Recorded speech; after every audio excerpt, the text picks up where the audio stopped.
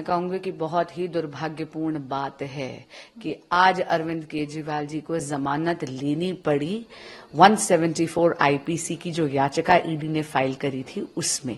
ये नौबत ही नहीं आनी चाहिए थी। ये नौबत इसलिए आई क्योंकि माननीय मुख्यमंत्री अरविंद केजरीवाल जी ने ईडी के दिए हुए 8 समन्स की अवहेलना करी।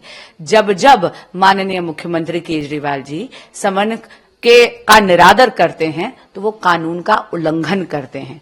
लेकिन आज ये तय हो गया कि उनकी उद्दंडता देश की कचहरी को भी मान्य नहीं है। जी बिल्कुल भी नहीं, ये बेलेबल ऑफेंस है, इसमें तो बेल मिलनी थी। लेकिन कितनी शर्मनाक बात है कि ये नौबत भी आई। देखिए, मैं बार बार कहती हूं कि पीएमएलए में ये अनिवार्य होता है, अगर आपको समन दिया गया है तो आपको उस समन का आदर करते हुए जाकर जांच एजेंसी के समक्ष पेश होना है। लेकिन क्या करें, माननीय मुख्यमंत्री जी एक सामान्य व्यक्ति, एक आम आदमी के आवरण में बहुत ही खास व्यक्ति हैं और आज उसी का उनको खामियाजा भुगतना पड़ रहा है कि ईडी को कचहरी में जाना पड़ा और कचहरी ने भी उनकी बात नहीं मानी। अब उनको पेश होना पड़ा है।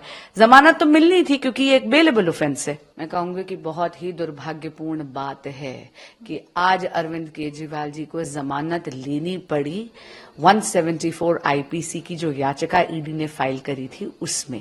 ये नौबत ही नहीं आनी चाहिए थी। ये नौबत इसलिए आई क्योंकि माननीय मुख्यमंत्री अरविंद केजरीवाल जी ने ईडी के दिए हुए 8 समन्स की अवहेलना करी। जब जब माननीय मुख्यमंत्री केजरीवाल जी समन का निरादर करते हैं तो वो कानून का उल्लंघन करते हैं। लेकिन आज ये तय हो गया कि उनकी उद्दंडता देश की कचहरी को भी मान्य नहीं है। जी बिल्कुल भी नहीं, ये बेलेबल ऑफेंस है, इसमें तो बेल मिलनी थी। लेकिन कितनी शर्मनाक बात है कि ये नौबत भी आई। देखिए, मैं बार बार कहती हूं कि पीएमएलए में ये अनिवार्य होता है, अगर आपको समन दिया गया है तो आपको उस समन का आदर करते हुए जाकर जांच एजेंसी के समक्ष पेश होना है।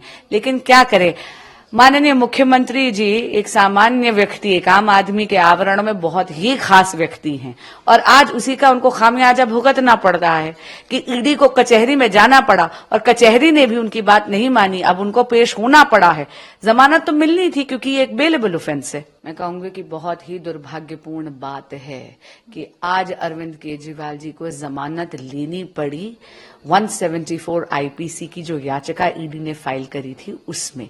ये नौबत ही नहीं आनी चाहिए थी। ये नौबत इसलिए आई क्योंकि माननीय मुख्यमंत्री अरविंद केजरीवाल जी ने ईडी के दिए हुए 8 समन्स की अवहेलना करी। जब जब माननीय मुख्यमंत्री केजरीवाल जी समन का निरादर करते हैं तो वो कानून का उल्लंघन करते हैं।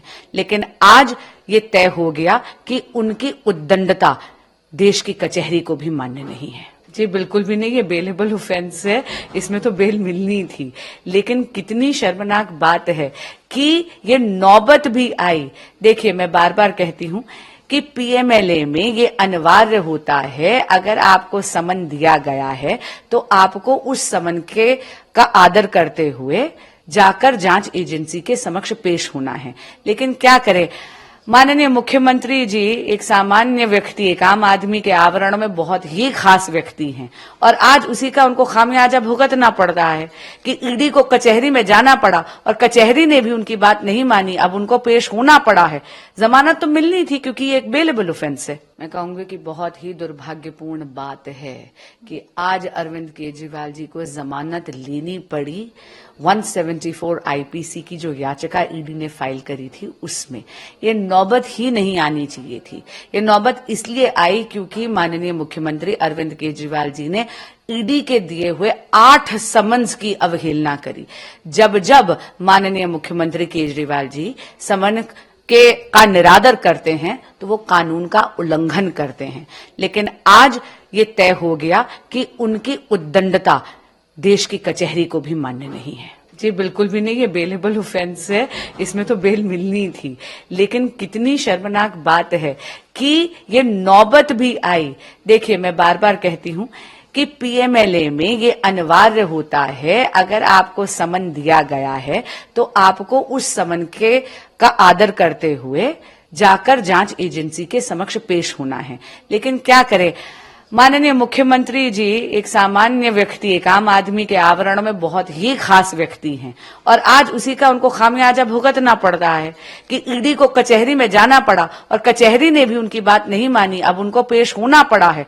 जमानत तो मिलनी थी क्योंकि ये एक बेलेबल ऑफेंस है। मैं कहूंगी कि बहुत ही दुर्भाग्यपूर्ण बात है कि आज अरविंद केजरीवाल जी को जमानत लेनी पड़ी 174 आईपीसी की जो याचिका ईडी ने फाइल करी थी उसमें। ये नौबत ही नहीं आनी चाहिए थी। ये नौबत इसलिए आई क्योंकि माननीय मुख्यमंत्री अरविंद केजरीवाल जी ने ईडी के दिए हुए 8 समन्स की अवहेलना करी।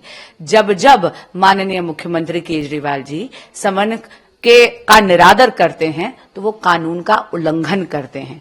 लेकिन आज ये तय हो गया कि उनकी उद्दंडता देश की कचहरी को भी मान्य नहीं है। जी बिल्कुल भी नहीं, ये बेलेबल ऑफेंस है, इसमें तो बेल मिलनी थी। लेकिन कितनी शर्मनाक बात है कि ये नौबत भी आई। देखिए, मैं बार बार कहती हूं कि पीएमएलए में ये अनिवार्य होता है, अगर आपको समन दिया गया है तो आपको उस समन का आदर करते हुए जाकर जांच एजेंसी के समक्ष पेश होना है। लेकिन क्या करें, माननीय मुख्यमंत्री जी एक सामान्य व्यक्ति, एक आम आदमी के आवरण में बहुत ही खास व्यक्ति हैं और आज उसी का उनको खामियाजा भुगतना पड़ रहा है कि ईडी को कचहरी में जाना पड़ा और कचहरी ने भी उनकी बात नहीं मानी। अब उनको पेश होना पड़ा है। जमानत तो मिलनी थी क्योंकि ये एक बेलेबल ऑफेंस है। मैं कहूंगी कि बहुत ही दुर्भाग्यपूर्ण बात है कि आज अरविंद केजरीवाल जी को जमानत लेनी पड़ी 174 आईपीसी की जो याचिका ईडी ने फाइल करी थी उसमें। ये नौबत ही नहीं आनी चाहिए थी। ये नौबत इसलिए आई क्योंकि माननीय मुख्यमंत्री अरविंद केजरीवाल जी ने ईडी के दिए हुए 8 समन्स की अवहेलना करी। जब जब माननीय मुख्यमंत्री केजरीवाल जी समन का निरादर करते हैं तो वो कानून का उल्लंघन करते हैं। लेकिन आज ये तय हो गया कि उनकी उद्दंडता देश की कचहरी को भी मान्य नहीं है। जी बिल्कुल भी नहीं, ये बेलेबल ऑफेंस है, इसमें तो बेल मिलनी थी। लेकिन कितनी शर्मनाक बात है कि ये नौबत भी आई।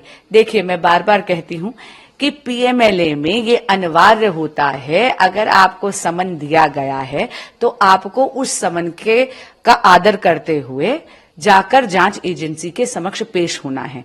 लेकिन क्या करें, माननीय मुख्यमंत्री जी एक सामान्य व्यक्ति, एक आम आदमी के आवरण में बहुत ही खास व्यक्ति हैं और आज उसी का उनको खामियाजा भुगतना पड़ रहा है कि ईडी को कचहरी में जाना पड़ा और कचहरी ने भी उनकी बात नहीं मानी। अब उनको पेश होना पड़ा है। जमानत तो मिलनी थी क्योंकि ये एक बेलेबल ऑफेंस है।